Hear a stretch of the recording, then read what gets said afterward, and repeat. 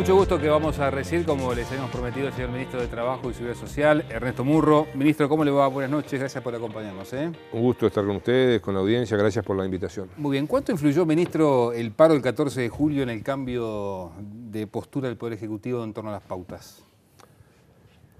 Yo creo que en Uruguay lo bueno es que tengamos estos acuerdos. Todas las cosas influyen, unas y otras. En Uruguay somos un país muy comunicado, muy chico, nos conocemos todos, todos hablamos con todos hablamos de todo. Por tanto, yo creo que todas las cosas tienen su influencia en uno o en otro sentido. Pero reitero, creo que lo importante son los acuerdos, este acuerdo y otros acuerdos que se han logrado en estas semanas. ¿Costó mucho convencer al presidente?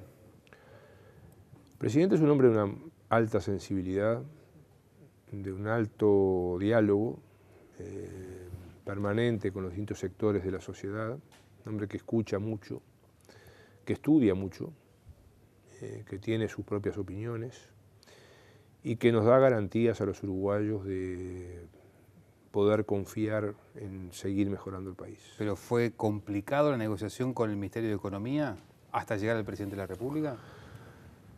A ver, esto que se logró es un acuerdo a partir de una iniciativa del presidente de la República y es con acuerdo del Ministerio de Economía y nuestro. Pero no me respondió si fue difícil o no esa negociación con Economía. A ver, yo soy un hombre que trato de hablar poco de cosas internas. Trato de hablar dentro del Consejo de Ministros, trato de hablar dentro del Frente Amplio. Y trato de no hablar mucho sobre las cosas que suceden dentro del Consejo de Ministros o dentro de la fuerza política. ¿No le gusta el señor Fuentes, que aparece en 2x3 por allí? No me gusta el señor Fuentes, ni el Fuentes confiables, ni el Fuentes oficiales, ni hablo off the record. Trato de dar la cara, de decir lo que pienso. ¿Y le molesta que algunos de sus compañeros de gabinete tengan como segundo apellido Fuentes, justamente? Somos todos grandes, cada uno sabe lo que hace. Yo ya tengo 65 años en el lomo, pero ustedes los periodistas saben cuál es nuestra forma de actuar, con nuestros errores, con nuestros aciertos. Y yo personalmente prefiero hablar lo más francamente posible y dar la cara lo más directamente posible. Me gustaría lo más simple que se pueda para quienes nos están mirando y tienen una expectativa, sobre todo los montón de sectores que van a estar negociando dentro de muy poquito, qué es lo que el paso que dio el gobierno en este cambio de pautas.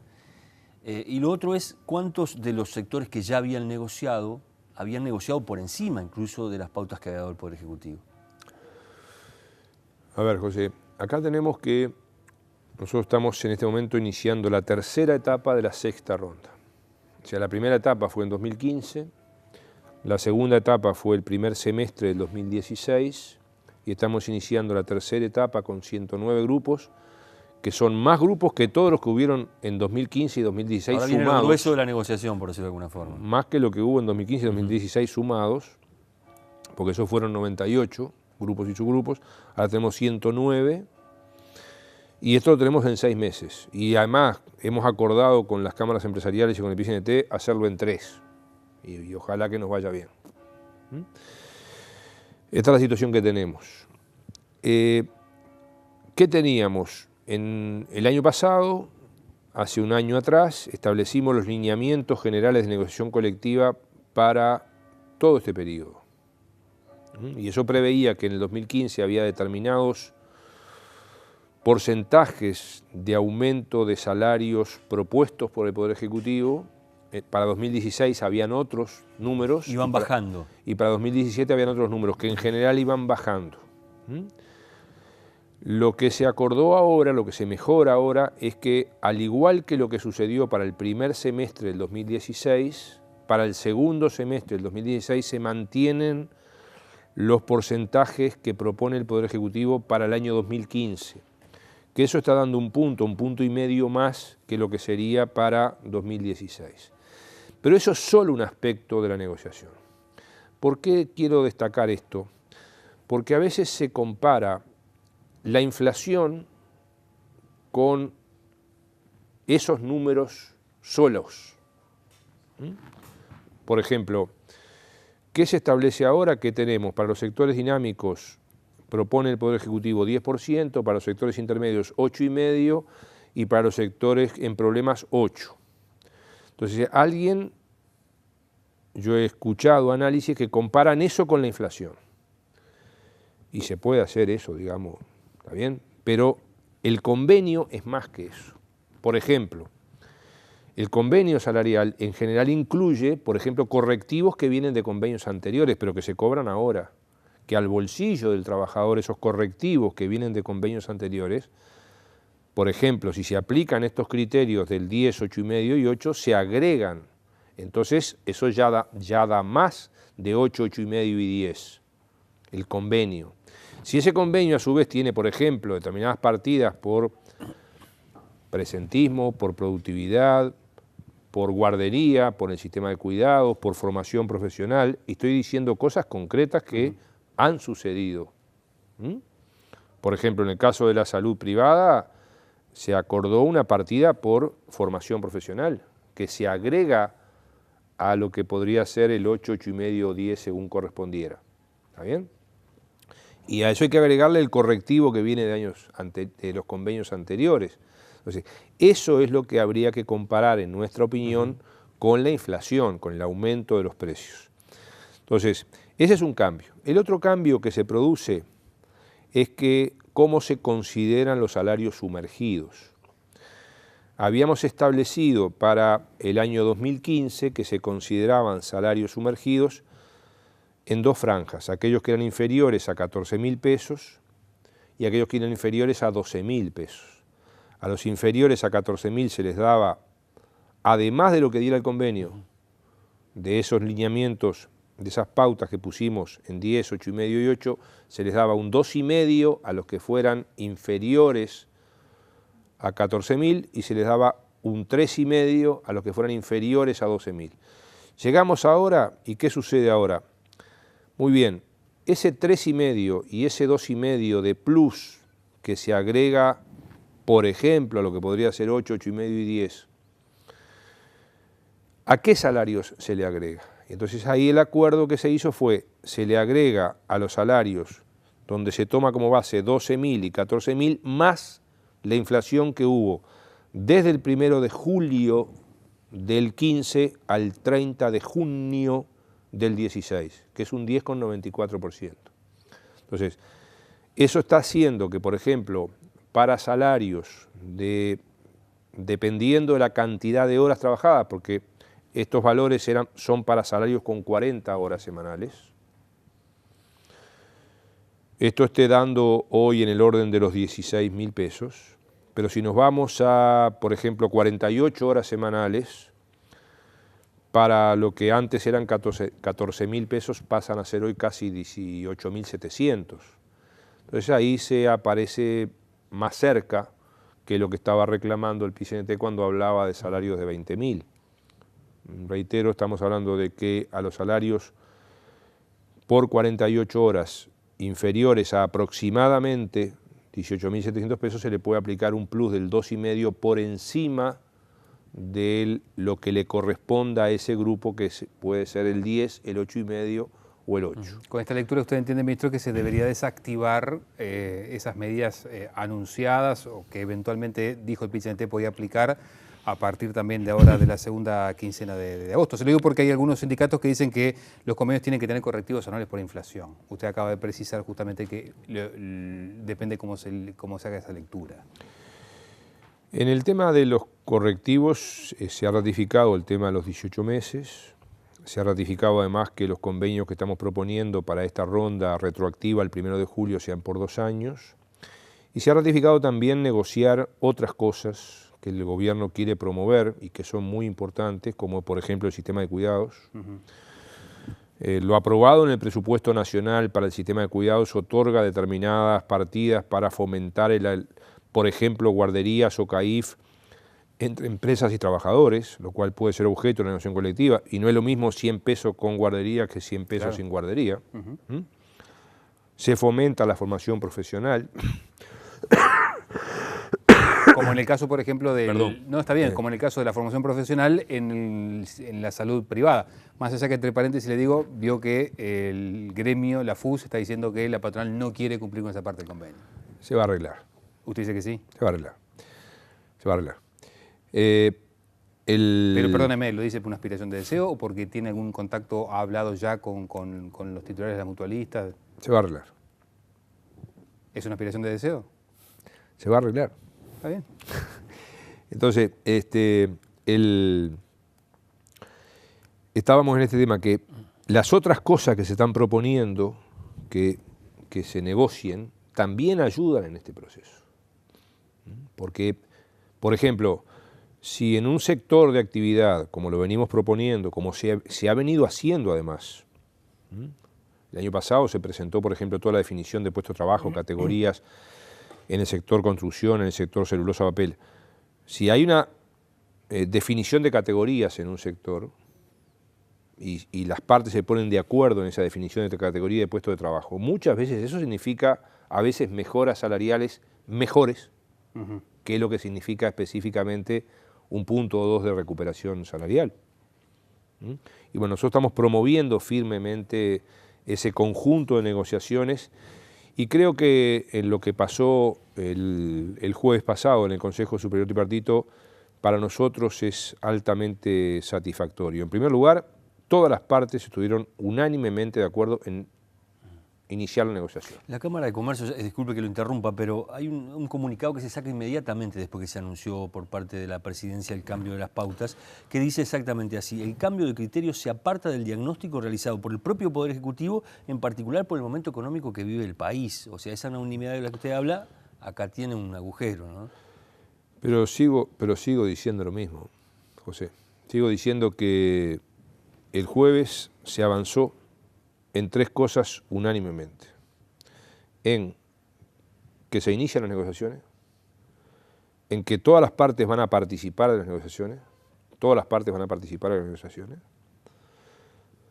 y que además se quiere negociar en 3 meses. Eso fue unánime. Después vienen los matices. Ahora, primero nosotros mantenemos, y es objetivo de este ministerio y de este gobierno, el mejor diálogo con todas las partes. Yo personalmente hablé con el presidente de la Cámara de Comercio inmediatamente que conocí ese comunicado.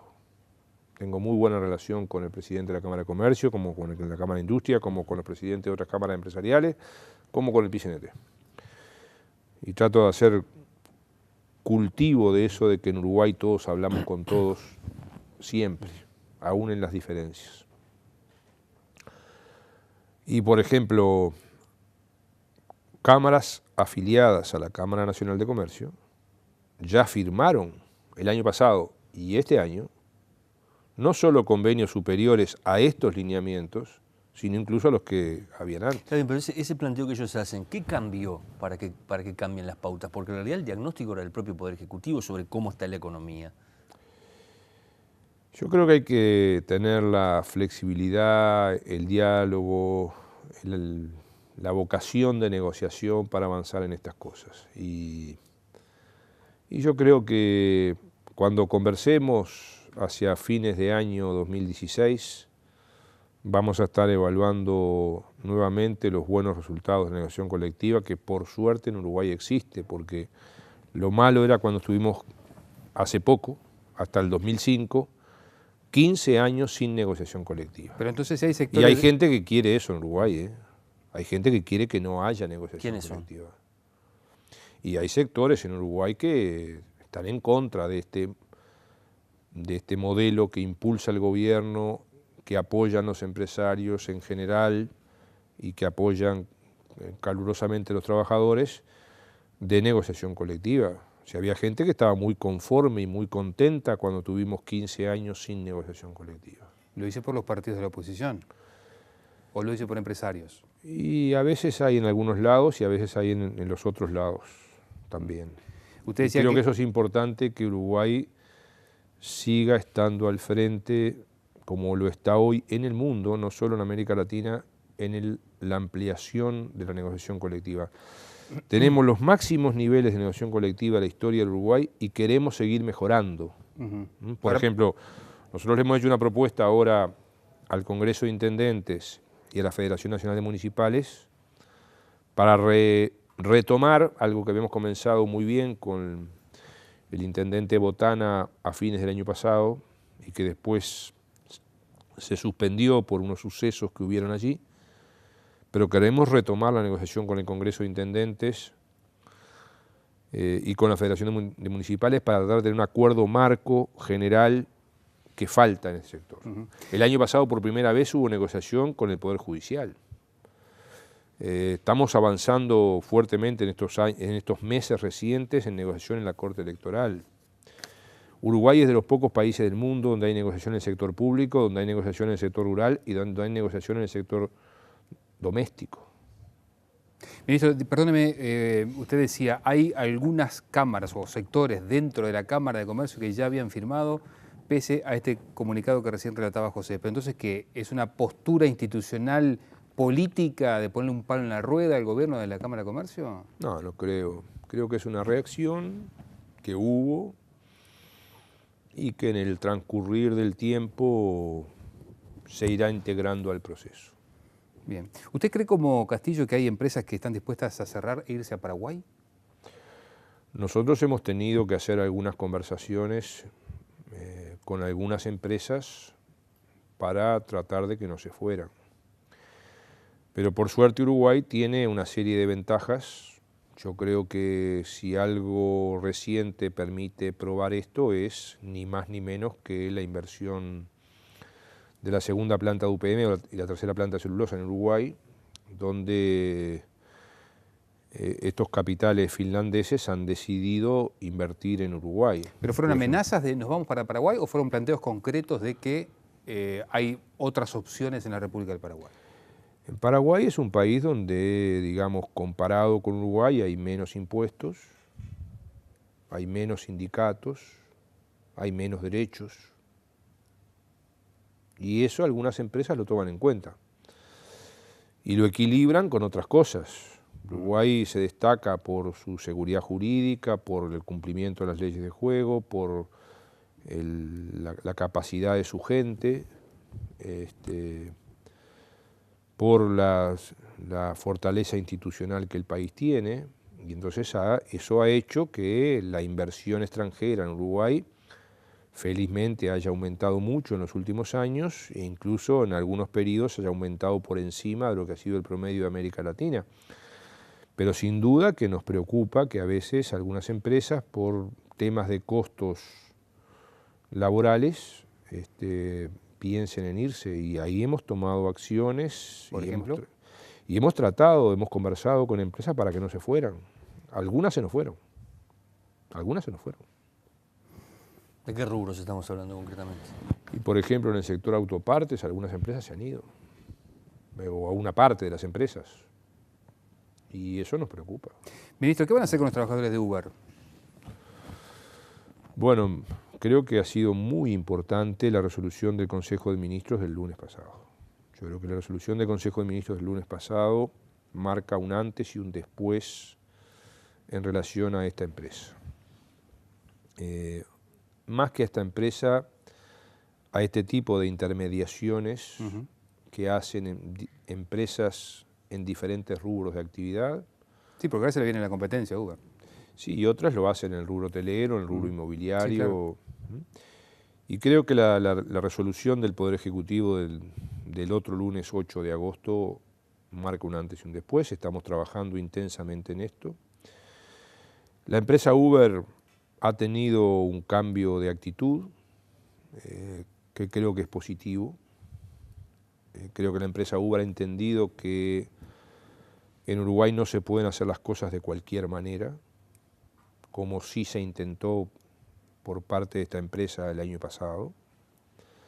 Que Uruguay es justamente lo que estamos hablando, un país con reglas, con normas. Y bueno, yo creo que ahora todo se encamina mejor. Aprovecho la oportunidad porque sé que se ha planteado por parte de la empresa Uber que podrían ser monotributistas. Sí. Hoy no pueden ser monotributistas. Esa opción no corre. No, hoy eso no existe, porque para ser monotributista se requieren determinados requisitos que no se dan en el caso del transporte público de personas, que está regulado en Uruguay. En Uruguay el transporte público de personas lo pueden hacer o los taxis o los remises. Entonces la opción que queda es que paguen la tasa básica del IVA. Entonces, no, lo primero es si las intendencias o el Congreso de Intendentes, o unas intendencias sí y otras no, autorizan o no autorizan una tercera forma de transporte de personas. Si lo autorizan, ahí sí corre el monotributo. No.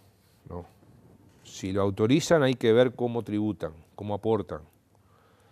Aún en ese caso tampoco corresponde el monotributo, porque el monotributo se ingresa, se autoriza o no se autoriza que determinada actividad pueda ser o no monotributistas por un decreto específico, cosa que hoy no existe para el transporte público de personas.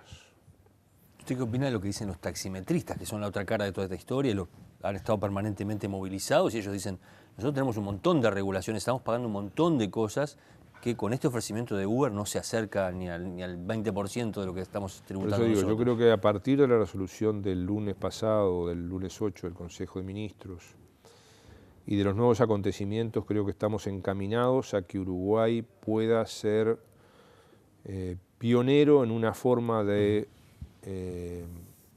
actuar ante este tipo de aplicaciones que, reitero, no solamente se dan en el transporte público personal, sino que se dan en otras cosas. Mueven las intendencias, después mueven ustedes. Ese es el proceso lógico, porque el transporte público de personas es potestad de las intendencias. Puede hacerlo el Congreso de Intendentes o puede hacerlo cada una de las intendencias. Ministro, nos quedan 30 segundos. Yo estaba mirando que usted publicó en la página web del Ministerio la declaración jurada de sus bienes, de sus ingresos, la de su esposa. Ningún otro ministro lo hizo en la página web de cada una de estas carteras. ¿Por qué tomó la determinación de hacerlo? Porque siempre lo hice. Cuando era director del EPS... ¿Es verdad? Sí, también estaba. O sea, es una costumbre que tengo. No es por nada en particular, pero es una costumbre que tengo. Siempre lo hice así. Es más, por ejemplo, cuando yo era director del EPS en representación de los trabajadores, le informaba al PICNT. Después, cuando fui presidente, también lo hice. O sea, es una costumbre. ¿Y se acostumbró que lo miraran como candidato para el 2019 o no? Yo no soy candidato a nada, no tengo condiciones. Simplemente lo que nos interesa es tratar de hacer las cosas lo mejor posible. Colectivamente tenemos, por suerte, muy buen equipo en el Ministerio de Trabajo y muy buenas relaciones. Estamos preocupándonos por profesionalizar mucho la gestión del Ministerio y mejorar la gestión del Ministerio. Este libro que presentamos hace una semana, que va a ser periódico, esperemos que trimestral o cuatrimestral.